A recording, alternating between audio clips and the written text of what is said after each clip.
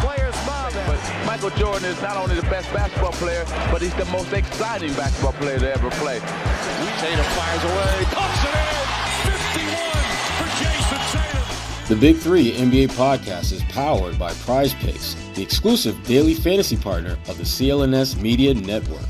Hello, everyone. Welcome to the Big Three NBA podcast. Sherrod Blakely, Gary Washburn, myself, Kwani Lunis. We appreciate you all for tuning in because, as you know, the Celtics are gearing up for the NBA Finals. Game 1 is right around the corner, so we're going to get right into it.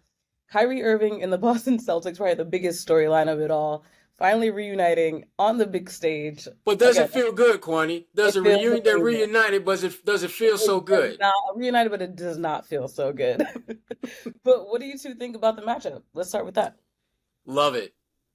I think of the teams that, when you look at like the final four teams out west, which team do the Celtics ideally match up best with? And by ideally match up, I mean the team that they have the best chances of moving past and bringing home banner 8 team. I thought Dallas was that team.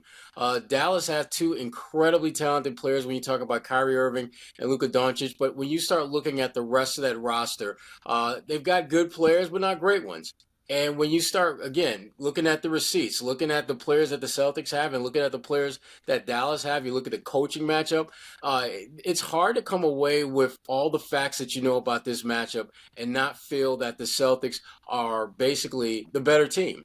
And going into the finals at this point in the season, that is what you want. You want to have the better team going into it, and you want to be healthy. And we'll talk a little bit more about Kristaps Porzingis because that's the biggest wild card from a health standpoint in this series. But for the most part, if you're the Boston Celtics, this is as ideal a matchup as you could possibly have in the NBA Finals at this point. Yeah, I think it's a great matchup. It'll be fun, a lot of fun to watch. 2 stars in Luka and Kyrie against Jayson and Jaylen and the Celtics supporting cast. And Dallas also is impressed with their supporting cast with P.J. Washington, Derrick Jones Jr., Maxi Kleber, the 2 bigs, and Derek Lively and Daniel Gafford. So it should be a very interesting series. I don't think it will be an easy one for the Celtics. We'll see what happens, how they match up. I think game 1 will just be a total mix and match and figuring out how they are going to, kind of connect with each other for the rest of the series. I think it's going to be very interesting to see how game 1 goes. Obviously, important game. The Celtics want to defend home court. Dallas is also very good on the road in the playoffs. And I don't think this is the Dallas team that they saw March 1st. I think this team's playing a lot more confidence. I think Kyrie and Luka have a really good rhythm and flow together. And so, to me, I think it'll be a very good series, a very fun series to watch. But like Sherrod said, I think the Celtics should be the favorites. They just have to play to their expectations. They're a deeper team. They have a more overall talent. Like Dallas might be a little deeper with guys like Hardaway and Jones Jr. and Washington or whatever. And with the Celtics bench, you're kind of like, okay, with Cornette and Hauser and maybe Pritchard and Brissett, but the top 5, the Celtics have the five, I think the 7 probably best players in the series. When you include Al or Kristaps and you include Drew and Derek White along with Jayson and Jaylen. So I think their chances are good, but they got to play a great series. I mean, they got to play their best basketball. And they're 12-2 in the playoffs. You can't blame them for the road. They didn't take a crowbar and start hurting dudes to make their road. They didn't do nothing to Jimmy Butler. They didn't do nothing to Donovan Mitchell. Things just happen like that. But I do think this will be their biggest challenge, and they better be ready for game 1. I mean, just make a statement, and it could be a long series, but I think the Celtics are the better team. Let's just take a look at the journey it took for both teams to get to this final stage. Boston knocking off Miami in 5 games, then putting Cleveland away in 5 as well, and then finally sweeping the Pacers with 4. And then on the West Coast, Dallas, they advanced past the Clippers in 6, eliminated OKC, which was a top seed in the West, and then finally beating the Minnesota Timberwolves in just 5 games. So pick and roll. Who has the preparation advantage, Boston for winning games in the clutch, finally, or Dallas, who played tougher teams? What you got, Gary? Wow, that's a tough one. Obviously, the competition has been better. Dallas is here without having home court advantage in either series, so you cannot, say, well, the Celtics got advantage because they got home court advantage. Like, Dallas ain't tripping off not having home court advantage. But I think the competition, they played a Kawhi-less, almost Kawhi-less Dallas Mavericks, or LA Clippers. The Oklahoma City series was interesting. They really kind of put Josh Giddey on ice, like he didn't contribute in that series, and Oklahoma didn't have enough shooting, and they kind of slipped in a couple of games. And then obviously the Minnesota series, Minnesota entered at the prohibitive favorites, and Dallas just handled them.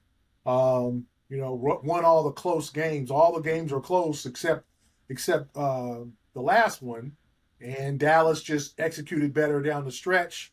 So to me, the Celtics have an advantage, but I think the Dallas is a more difficult road, and we'll see how, and maybe we'll be surprised about how playing Cleveland and especially Indiana might have prepared the Celtics. The Celtics were challenged offensively. Indiana had a really good offense. They played fast. They had dudes go out of their mind. Guys like Nembhard, just play way over their head. They withstood all that and won all 4 games, right?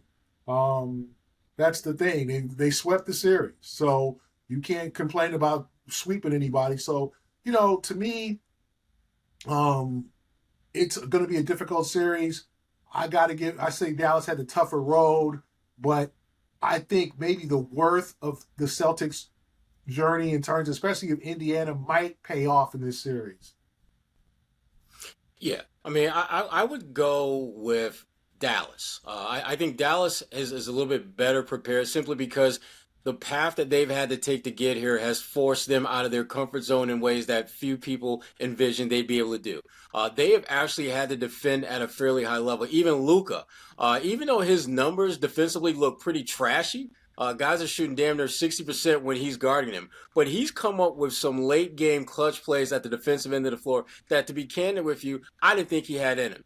And so they, I think, have a better feel for what they have to do to compete. Whereas the Celtics are basically doing what the Celtics have been doing all season. The one difference, as Gary mentioned earlier, was that the Celtics finally had an opportunity to see what they could do down the stretch in a close game where they have to execute in the closing minutes. And that's great value for them because that's something that, again, they really haven't had a lot of opportunities this season to do that. I mean, remember, we're talking about a Celtics team that beat not 1, not 2, but 3 teams this year by 51 points. I mean, that just does not happen. It's never happened in NBA history where teams have had that many dominant games of that proportion. So the Celtics, they gained a lot of, I think, intel about who they are and what they can do by winning some of those close games against Indiana. You just wish that it was a better caliber opponent that they had to do that against. You wish that they actually had to kind of sweat a little bit, because with Indiana,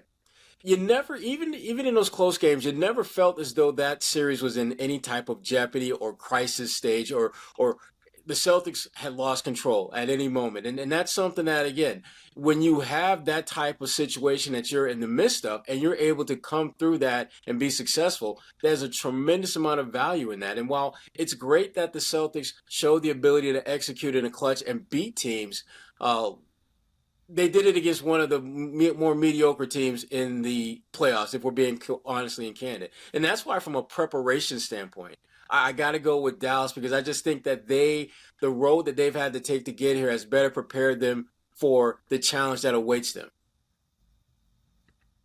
Well said. The stars, Luka Doncic versus Jayson Tatum.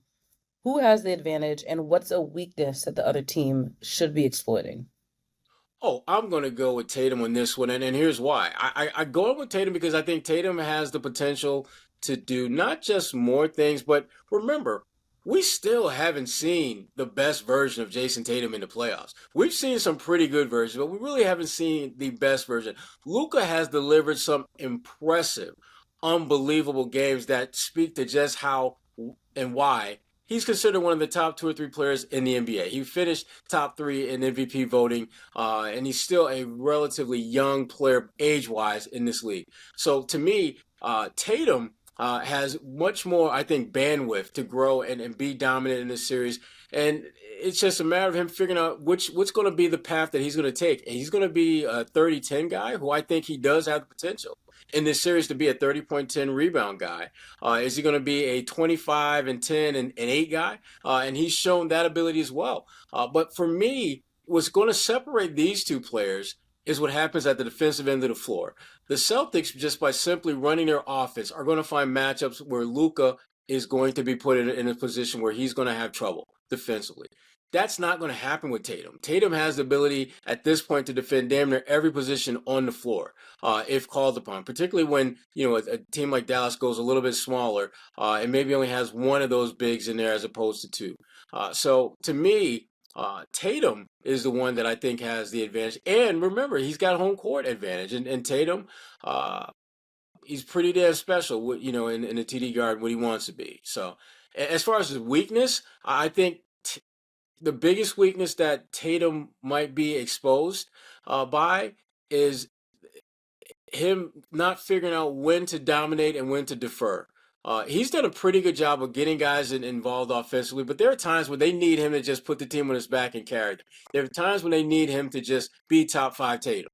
And I think his inability to discern accurately when to shift gears into those different roles and modes, that I think is a weakness that if Dallas can keep him kind of guessing and off balance as to how he needs to approach the game, that could be a weakness that they could exploit.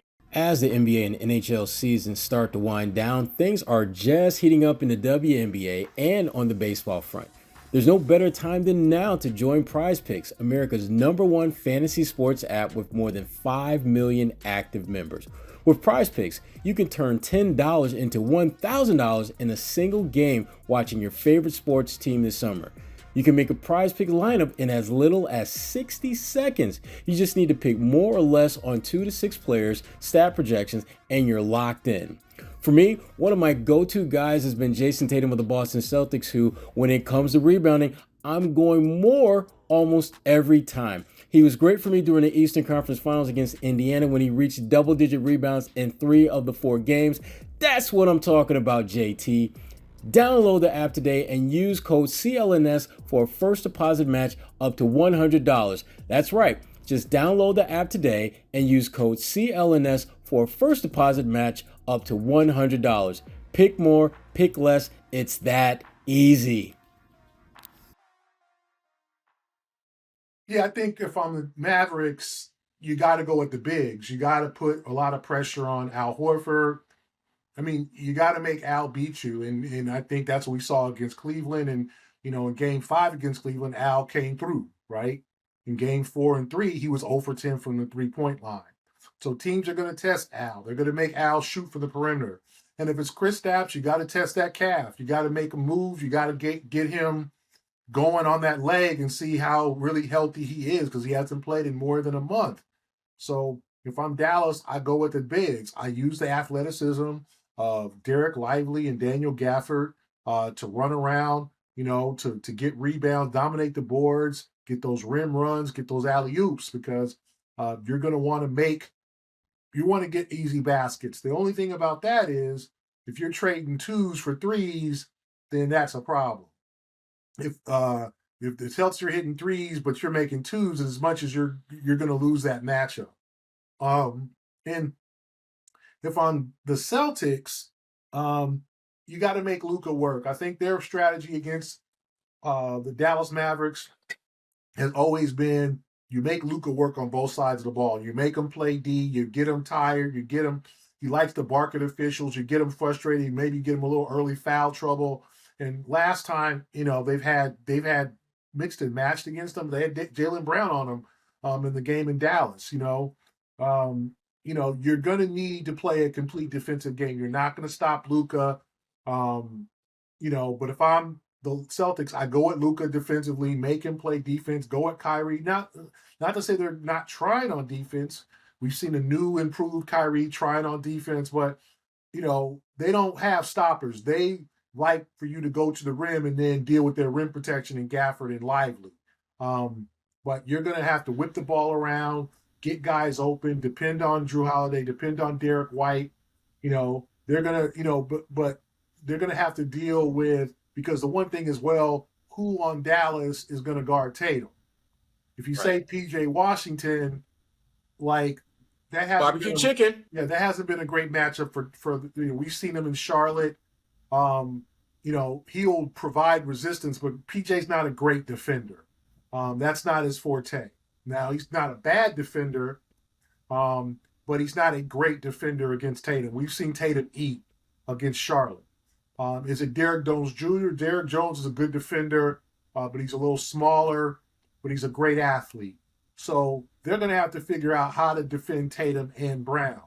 They're going to have to figure out if they want to let Derek White shoot, Holiday shoot, or how they want to approach. That's why I think we'll find out a lot in game one. Are they going to say, okay, Jayson and Jaylen, we're going to limit your shot attempts. We're going to make everybody else beat us. And will that work? Because those are two All-NBA guys. You can't slow them both down. And that's the same thing with Dallas. So if I'm the Celtics, I go with Luka. If I'm Dallas, I test Al Horford and Porzingis and use that useful bigs. The only thing about Lively and Gafford, they don't shoot away from the basket. They're not shooting no jumpers. They're gonna set a pick and do dribble handoff. That's all they're gonna do away from the basket. If they had like a stretch five, if they had it, like that would be trouble for the Celtics, but they don't have perimeter shooters like that in terms of a big man. So, Kleber is the closest one who can shoot from the perimeter, but he's coming off a shoulder injury. So we'll see how all this shakes out, because you have two very different rosters here. Dallas is, not a great three-point shooting team. Luka can get hot, but he's not a great three-point shooter consistently. But then again, he's not the type you just want to let him shoot free and open. He will kill you. You don't want that. So I think go at each other's weaknesses. The Celtics right now, the 38-year-old Al Horford and a Kristaps Porzingis coming off an injury, and a Luke Cornett, who we don't know what his role is going to be like in this series. And if you're the Celtics, you make Luka defend, you make Kyrie defend, you get them in a lot of actions, have them pick up fouls, and get them a little fatigued on the defensive side of the ball. So, Gary, you kind of answered this already with Kyrie's defense, but Kyrie Irving versus Jaylen Brown, who does the advantage go to with that specific matchup, and what are their specific weaknesses that should be exploited? Well, I don't know if they'll guard each other much, but I do obviously the number two options. Like, I don't think, who's going to – Jaylen can eat too, because, unless it's like, is it Derek Jones Jr., who's going to guard him? The Celtics have guys that Dallas has not been able to guard in their matchups. But, their best defenders are their two bigs, right? And Derek Jones Jr. is a pretty quality defender. Washington can, offer something. But, Kyrie and Luka are not great defensive players. So Jaylen should be able to eat in this series. Now, will he make mistakes like going to the rim with a big just facing him, daring him to shoot? Will he make – it's his on-court decisions that concerns me. Not to say he won't. He's made them this season, but, don't do too much. Don't go 1-on-3. Don't try to dunk on everybody. Just make the right play. Make the right pass. See if there's somebody in the wing. Hit them for an open three. They're going to need to hit threes in this series. That's the thing. They're going to need to hit the three-point shot is very important for the Celtics in this series, because the rim protection for Dallas is elite. And you can also get some of those guys in foul trouble too. That's the thing. When you have two bigs, Lively's a rookie. He's going to make some rookie mistakes here and there.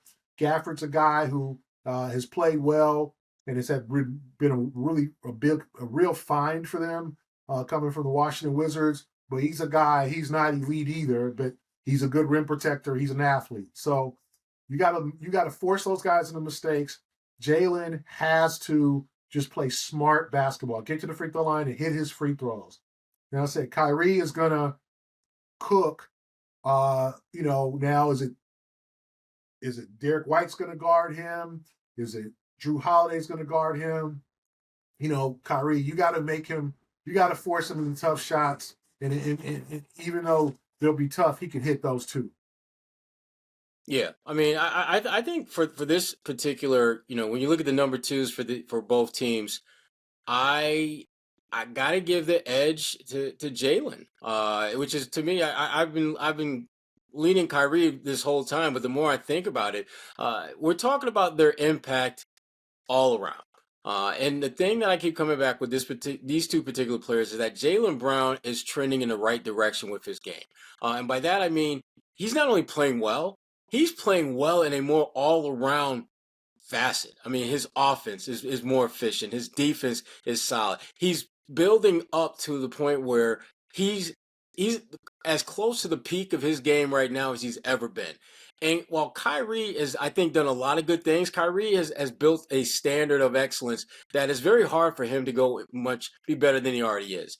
And the one thing, even though his effort defensively has been much better in, this postseason run than we've seen, in past years, he's still not an elite defender. I mean, he's borderline average. I think that's probably, and that's saying a lot about him, because there was a point in time not that long ago where he was kind of trash at defensive end of the floor. So he really has progressed to where you can look at him and say he's fairly average at that end of the floor. And my last point is this.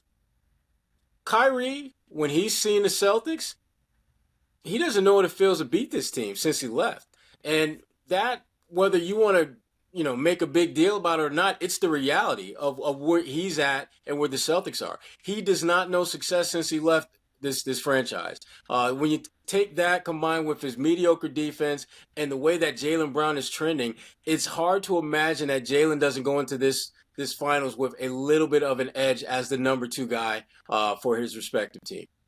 The NBA Finals have finally arrived and will once again be one of the hottest tickets in sports. You want to be there and not have to mortgage the family home or take a second job to do so, right? Game Time makes getting NBA Finals tickets even faster and easier. Prices on the Game Time app actually go down the closer it gets to the tip-off. With killer last-minute deals, all-in prices, views from your seat, and their lowest price guarantee, Game Time takes the guesswork out of buying NBA tickets. That's a huge get when it comes to the NBA Finals, which will start in Boston for Games 1 and 2. Those tickets are going to be super pricey, so waiting to the last minute and take advantage of the Game Time app makes a ton of sense. Here in Boston, every season is sporting season, so for me, the Game Time app makes it super easy to find tickets for just about every sport in my area, which is great this time of year when family or friends pop into town at the last minute and you're scrambling for something to do that won't break the bank, like, getting tickets to the NBA Finals. Game Time has you covered. So take the guesswork out of buying NBA Finals tickets with Game Time. Download the Game Time app, create an account, and use code CLNS for $20 off your first purchase. Terms apply. Create an account and redeem code CLNS for $20 off your first purchase. Download Game Time app today. Last minute tickets, lowest prices, guaranteed. All right. One final matchup I'd like to look at is the coaches. Jason Kidd versus Joe Mazzulla. First time 2 full black head coaches in the finals since 1975. That's a whole other story in itself. But actually, we'll get into it, though. What is the significance from your perspectives, historically, the fact that we do now get to see these two?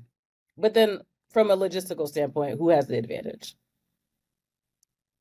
Go, Gary. Double fold question. Who has the advantage? Because they're black? No, not because they're black. See, I knew Gary was going to do that. I knew Gary was going to do that. I said and I know people on YouTube are already upset in the comments about this, but yes, historically, what's the significance? My black card is bigger than your black card. Wham! It is a historic matchup. The last time 2 black coaches opposed each other was 75.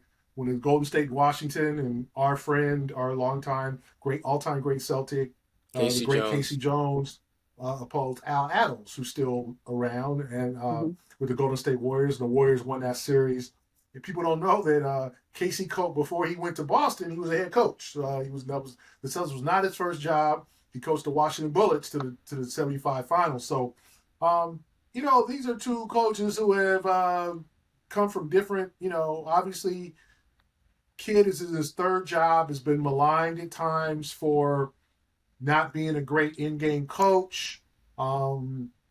He's been fired in two different, in Milwaukee and Brooklyn. This is his third, and even this year when the team was struggling, there was some murmurs about, is he the problem? I remember when the March 1st game, when the Celtics won by 28 points, Kidd applauded the Celtics for playing more team basketball. They play like a team. They play so unselfishly. They play like they like each other. They play like, he just said all these comments, and people were like, is he trying to talk to Luka? Is that a message to Luka?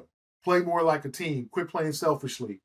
And so there was a lot of reaction from that, and people thinking that he didn't get along with Luka, or he didn't appreciate Luka's play and Luka's maybe kind of one-on-one play. But since then, they've become a much better defensive team. He has put some systems and implemented some systems to turn them into a great offensive team. PJ Washington's been unlocked after some kind of average years in Charlotte. They got our friend Grant Williams out of there. And so I think Jayson does deserve credit for being a quality coach. But I don't think this is, in all honesty, this isn't Eric Spoelstra. This isn't Greg Popovich. This isn't like a mastermind coach. Joe has the opportunity to win this coaching battle. I think he did win the coaching battle against Rick Carlisle. I think he's obviously a very improving coach. And Joe has had plenty of time to prepare for this now, a full week, almost healthy roster with Porzingis potentially coming back for game one. He said he'll be back. The plan is for him to come back. So for me, I think it's a dead even matchup at this point. Kidd has the experience, but Joe has better personnel, in many cases a deeper kind of frontline roster, and can throw some wrinkles in there. And we'll see how it goes. I think the coaching matchup at this point is even. I think Kidd is tremendously improved as a coach, especially in the last couple of months. You don't get to the finals as a fifth seed by being an average coach. And Mazzulla has played everything. Everybody criticized them for not being good in the clutch. They were very good in the clutch during this playoffs. They pull out every close game they played in the playoffs, except the first Miami game, where Miami just shot the lights out. Now, other than that, the Celtics pulled those games out. So I think it's a very even matchup. And I think a matchup that Mazzulla definitely has a chance to win here. Yeah, I mean, I hate to agree with Gary, but it really is a toss-up when you talk about these coaches. And I say that because coming into this, I probably would have, at the beginning of the postseason, I would have given the edge to Mazzulla, just because I thought he had done more with what he had at his disposal. I mean, they had a very good roster, and he led them to not just a really good regular season, but one of the greatest in franchise history. So to me, that gave him the edge. But when you see what Jason Kidd has been able to do in this postseason run, and he hasn't always had all of his pieces to play with, similar to what the Celtics, and not having Porzingis as meant. He's found ways to basically maximize matchups while minimizing, I think, disadvantages. I mean, it's no secret that Luka is not a very good defender, and yet, even while teams shoot the ball well when he's guarding them, it doesn't get to the point where it impacts winning in a significant way. And credit, Kidd for figuring out ways to just basically mask that incredibly obvious weakness in his roster. But I think the Celtics, they have the ability and the versatility to exploit that in ways that Minnesota just could not. But that being said, I give Kidd a lot of credit for getting this team to this point. And knocking off the best of the best out west to do so. And getting back to Mazzulla for a minute, he has done exactly what he was supposed to do, And I think what you're starting to see more of now than before is he's putting his imprint on the team's success. When you execute down a stretch in a close game, and it's something that your team has not done much of in the past, that's coaching is a big part of that. Having your guys not only trust themselves, but trust you putting them in positions to be great. Like that shot that Derek White hit in the corner, was it? I mean, that was about as big a trust moment as this franchise has had this season, where Jaylen Brown has the ball. He has his man, he's in position to score. And rather than take a slightly contested mid-range jumper, he kicks it to Derek White for a wide open shot. That is a play that I don't know if Jaylen Brown would have made that play a year or two ago. I don't know if Mazzulla would have created a culture within this team where Jaylen Brown felt comfortable in that situation, making that play. And again, all of these things go hand in hand. But at the end of the day, I do think that the coaching matchup is about as even a coaching matchup as we've seen in the finals, certainly in recent memory. Before we wrap this preview, we got news on Tuesday that Kristaps Porzingis said it himself. He will be available. He will be playing in the NBA Finals. But how much is it realistic for them to expect him to really make an impact coming back after such a long time? Him being on the floor is going to make an impact because the Mavericks have to account for him. Mavericks cannot go into this series assuming that he's going to be less than himself. And because of that, they're going to play him straight up the way they would during if this were a regular season game and he was in 100% tip-top shape. And that's great for the Celtics because that means that the spacing that his presence is going to create for Tatum and Brown and Derek White and Drew Holiday and others is going to be relatively high early on. So even though Porzingis may not come out and give you a 25-8, 3-block kind of game, he might just be good enough to where his presence gives Jaylen Brown the ability to go for 30 or Tatum to go for 25, 30, or, a guy like Peyton Pritchard might be wide open in the corner for 3 or 4 threes and he knocks those down. And again, I think offensively his presence is going to make an impact and he gives you another rim protector. And you're going to need that against a guy like Luka and Kyrie who are so good at getting downhill and getting into the paint. And so I think even if his numbers don't necessarily reflect it, he is going to make a significant impact when he gets out on the floor for Boston. Yeah, I think Porzingis. I just want. I'm concerned about like him maybe re-aggravating the injury because of the pressure of the intensity of the game. But at this point, if he's cleared to play, he's got to get out there and play. And we'll see whether he kind of gets comfortable in that, what his pain threshold is. I asked him today if he's without pain, and he kind of paused and said yes. It didn't sound like he was real confident. And I think it might be a situation where it's going to be a little tender, and then he's going to have to deal with it. So if I'm the Celtics, you blend him in, play him 15, 20 minutes in game one, you make him a weapon, but he does unlock the offense. And, all these guys have rest, so you can play them long minutes. You can play them 40-plus minutes. You're trying to win a championship, so you ain't worried about rest at this point. You got 2 days off before Sunday's game, 2 days off before the game between game 2 and game 3. So you got plenty of time to get these guys some rest when it's time to rest. But for now, if you got to, shorten your bench some, if you don't trust Sam Hauser, if you don't trust Cornette, it might be time just to play your starters longer minutes. And hopefully they don't get tired. They've had 10 days off. That's a thing. It's not like the Golden State series 2 years ago where I think they won game 7 on Friday and game 1 against the Warriors might have been Tuesday or Wednesday. I think it might have been Tuesday. Yeah, so, it was a quick turnaround. Yeah, like they had to go back to Boston, get all their stuff, then fly to San Francisco, get ready for media day, all that. Now they've had plenty of time at home, had time to hang with the kids, be with the family, get all their ticket situations situated and settled. There's no hurry. Uncle Ray Ray's in town already. Auntie Mabel's in town already. Uncle Elroy's coming through. He's already here. So you don't have to worry about the family situation. You don't have to worry about tickets and all that. All that's been handled so now you can just ball.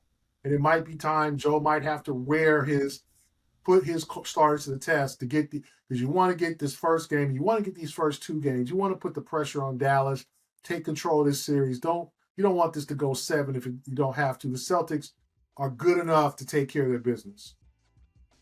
Yeah. Well, there you have it. That's our preview of the NBA Finals. Yes, it's almost here. You can smell it. But we'll keep you all in the loop as to obviously what goes on. Of course, the fans will be watching the games anyway. But until next week, for Sherrod Blakely and Gary Washburn, I'm Kwani Lunis. This is the Big 3 NBA Podcast.